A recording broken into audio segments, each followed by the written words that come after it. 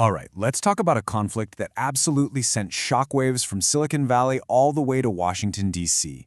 This was a battle that pitted one of America's most valuable, most prominent AI companies against the full might of the U.S. government. And believe me, this was so much more than a simple contract dispute.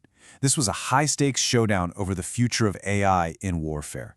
And then, bam! This is the explosive climax, right from a Truth Social post by President Donald Trump. I mean, you can feel the all caps. This wasn't just a warning shot, it was the final verdict, a complete, total federal ban on one of the country's biggest tech firms. And you know, just in case anyone thought maybe this was just bluster, Defense Secretary Pete Hegseth hammered it home on X. The message could not have been clearer. The government had drawn its line in the sand. This decision was final. Done. So, that's the shocking outcome. But the real question is, how on earth did we get here? How does a top-tier American company get blacklisted by its own government? Well, to understand the fallout, we have to rewind and really dig into the disagreement that started this whole firestorm. Okay, so it all began with two completely different views on where you draw the ethical lines for artificial intelligence. It was a standoff, a face-off over two very specific and very crucial red lines. So this really gets to the heart of it. On one side, you have Anthropic. They were adamant, saying, look, our tech cannot be used for mass domestic surveillance of Americans, period. And it can't be used for fully autonomous weapons that can kill without a human in the loop. But on the other side, the Pentagon was just as firm, demanding unrestricted use for, quote, all lawful purposes. They refused to let a private contractor tell them how they could operate. Now, here's where it gets really interesting and kind of tricky. The Pentagon actually came out and said they had no plans to use the AI for those things anyway. So for them, this wasn't about wanting to build killer robots. It was about principle. It was a battle over control. They simply would not accept a private company having what they saw as veto power over military decisions. So you have this standoff, right? And neither side is willing to budge an inch on this core principle. So what started as a contract negotiation quickly, and I mean quickly, spiraled into a national security crisis.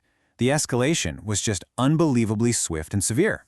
And when I say it was fast, I'm not kidding. This entire showdown played out over just a couple of days. Look at this timeline.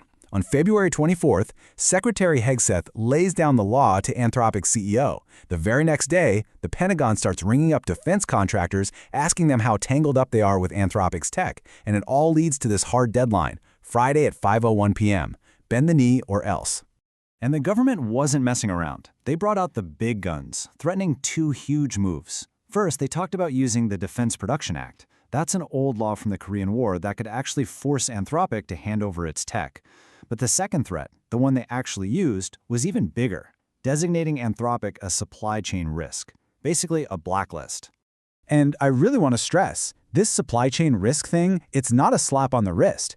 This is a tool that's usually saved for foreign adversaries, like Huawei, to completely rip them out of America's national security supply chains. To use this against a major American company, it was absolutely unheard of. So the clock ticks down, 5:01 p.m. hits, and there's no agreement. The consequences were immediate and they were massive. But just when you think you know how this story ends, it takes a wild turn you would not expect. To really get a sense of the fallout here, you have to follow the money. This wasn't just about a $200 million military contract. We are talking about a company valued at $380 billion, with a massive IPO on the horizon. This single government action put all of that, the whole thing, in serious jeopardy.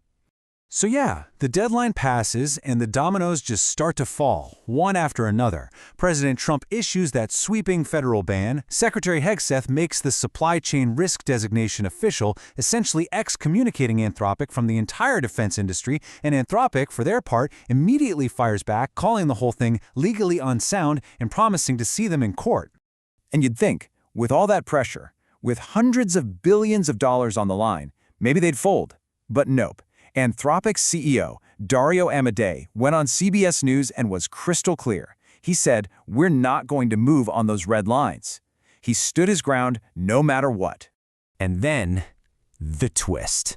Just hours after Anthropic gets blacklisted, who swoops in? Their biggest rival, OpenAI. CEO Sam Altman announces they've struck a deal with the Pentagon, or the DOW, Department of War, as he called it. And here's the kicker.